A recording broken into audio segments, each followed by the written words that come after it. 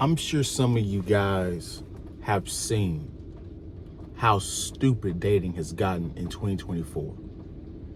As a matter of fact, it's been so stupid for a while now, for a few years now.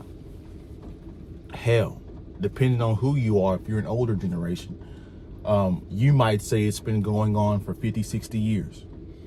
Either way it goes, you see the delusion in today's dating culture. Now, specifically in today's video, we need to talk about the new delusion that's going on. Women are looking for disqualifiers when it comes to their selection of men. They're not building up the positive sides of you, looking at the positive sides of your personality, whatever it might be. They're putting those positive things to the side and hyper focusing on your negatives. What kind of person does that? You try to be, or you try to see the best in people. You don't look at the worst at them and think that's all they are. But this is what women are doing in today's culture. They're looking for all different kinds of ways to boot you out of the box and disqualify you, which is only contributing to their loneliness, only contributing to them not finding the proper relationship. I'm sorry if you guys hear the noise. I'm outside right now. You might hear a little bit of rain. It is raining outside, you see from the wet windows. So what stimulated this idea, this video for today? Before I get into that, like, comment, subscribe, share this video if you like the video. If you guys want to support the channel, all the ways you can support are in the description below. There was a woman on TikTok that basically said she doesn't like receiving good morning texts. Now, she basically said that, receiving good morning texts is too redundant, repetitive, makes her feel like she's on a schedule, like she has an assignment to reply every day or every morning back to your good morning text. Basically implying that this is the spontaneity and the chaotic nature and the emotional nature of women. They like different things at different times. They hate redundancy, repetitive things. It turns them off. That's basically what she's trying to say. But if you look at it from a logical perspective, what the hell is wrong with a good morning text? What is wrong with that? Now, this way of thinking has contributed to me not really wanting to text, period, with women back and forth for long periods of time. Things just get goofy after a while. And that leads me into my first point. The more you talk, the more likely you are to mess up and say something to where she disqualifies you. Now, what you do have to be aware of, women do have a lot of options depending on how good looking she is. If she's on a dating app, she definitely has options. If she's on Instagram and she's attractive, she definitely has options. It's not, some of you guys think that it's hard for a regular woman to get in contact with, your local college, your high school, or not high school, but your professional college athlete, your professional NFL basketball. You think it's hard for them to do that? All they have to do is be attractive enough and then send a DM and just wait. He may or may not see it. So women have options. But the thing that women run into when it comes to their options is they know they have options, but they know they don't have quality options. They can find somebody to have sex with them, but they cannot find the proper man that meets all of their criteria that is willing to get into a long-term relationship with them. That's the problem they run into. Now, on the flip side, the delusion of women today is so high in combination with their natural nature, ruthless nature of selecting mates. It seems like the 80-20 rule has gone to the 90-10 rule, because a lot of guys, especially in Gen Z, if you look at the studies, they're not even dating. There was a study, and we've referenced this before, but this just backs up what we're trying to say. Gen Z women, there was a recent one that came out. 30% of 18 to 29-year-old women are single. 30%, but most men, I think the number was like in the 50s or the 60s, that are single from 18 to 29.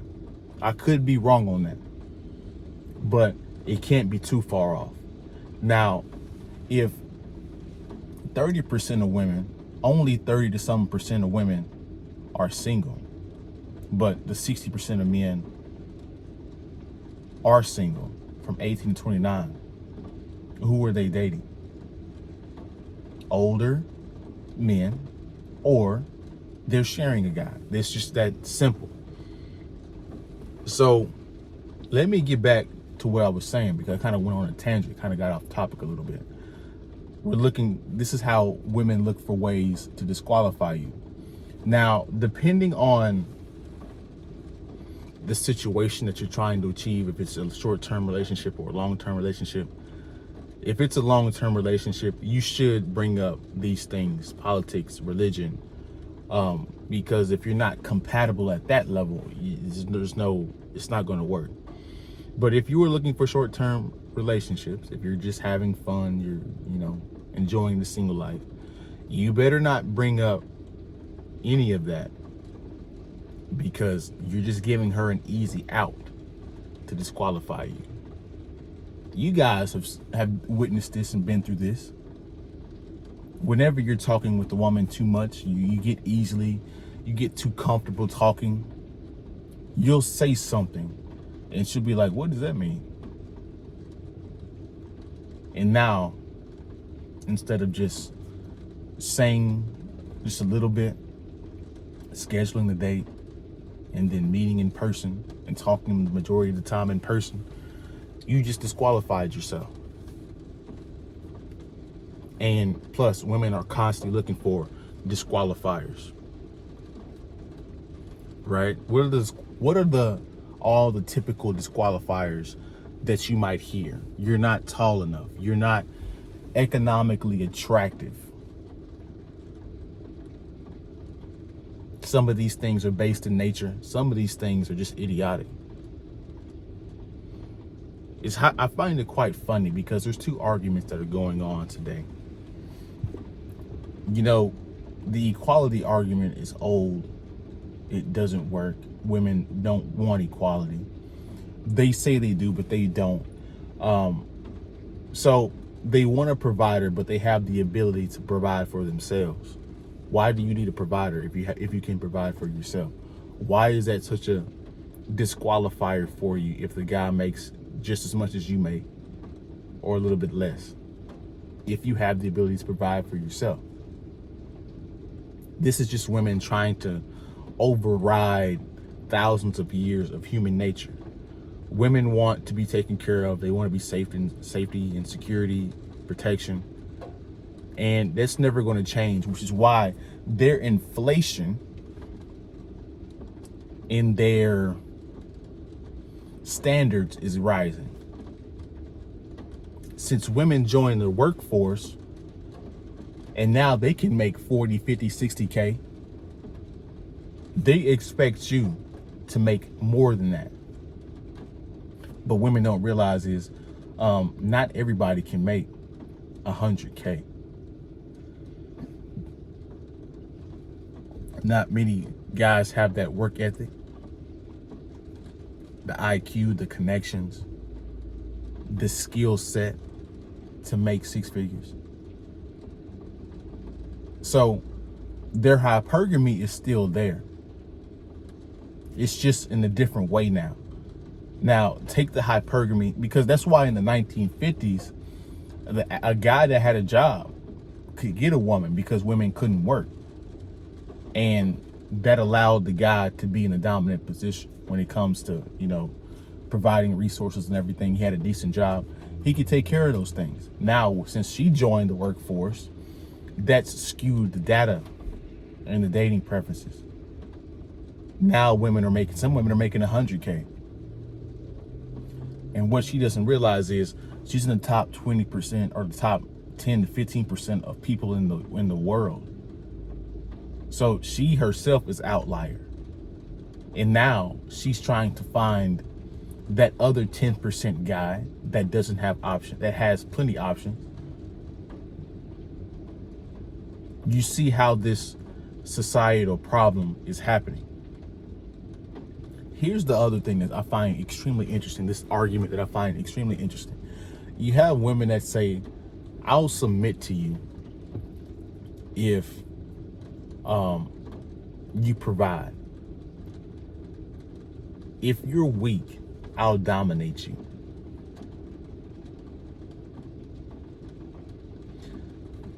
Now, in my head, I could be wrong. You guys give me your opinions on this. Either you're a feminine woman or you're a masculine man. There's no in between on the spectrum.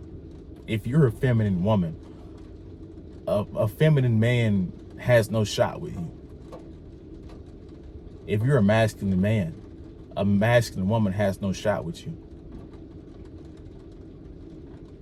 Plus, why is woman's her submission? Why is her submission optional, but your protection and provision is mandatory? We don't have to protect and provide. We choose to. Also, doesn't that if our duties are mandatory, doesn't that mean our duties are more valuable?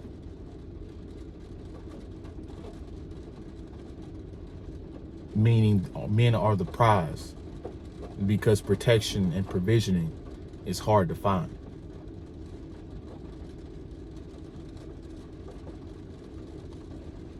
These are the goofy, feministic, strong and independent talking points that we have going on in society today.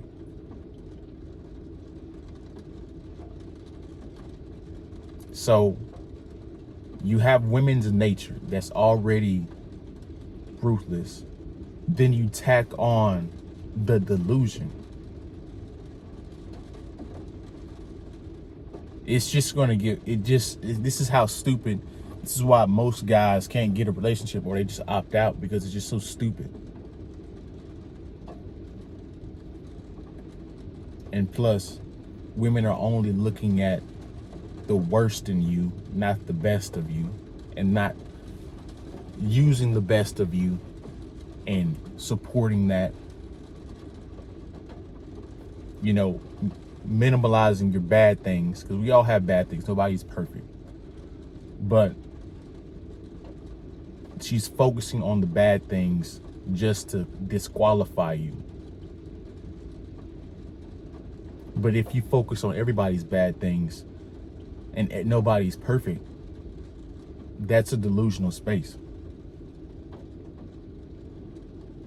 So that's my video. Hopefully you guys took away some valuable information from this, some new insight.